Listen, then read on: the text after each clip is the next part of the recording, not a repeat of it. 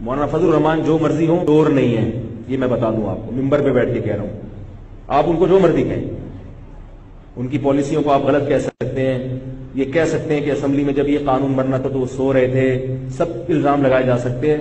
لیکن مولانا فضل الرحمان کو جو علماء ذاتی طور پر جانتے ہیں، ان کے قریب رہے ہیں، بڑے بڑے لوگ، وہ کہتے ہیں یہ آدمی چور.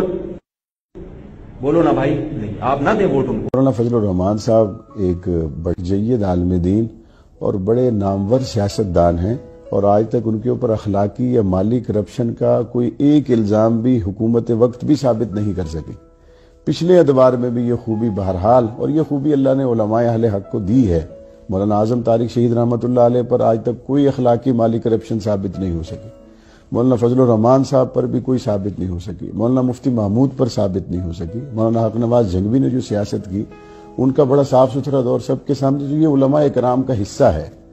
تو سیاسی طور پر کسی کی جماعت، وہ جرت مند غیرت مند ثبوت علماء دیوبند کے رب نے ہمیں عطا فرمائے، جو رہتی دنیا تک اپنی مثال چھوڑ کے گئے. آج بدترین مخالفت ہے علماء کی حکومت میں، اس کے باوجود بھی قائد ملت اسلامیہ پہ ایک ٹیڑھی کرپشن کی ثابت نہیں ہوئی، ایک ٹیڑھی.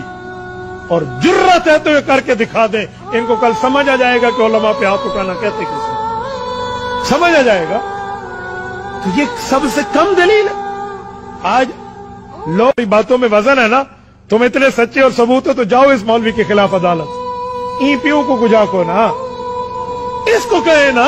میں تمہیں چیلنج کرتا ہوں کہ تم مجھ پر، میری جماعت کے ایک کارکن پر ایک ٹکی کی کرپشن ثابت کر لو، سیاست سے استعفا دے دوں گا.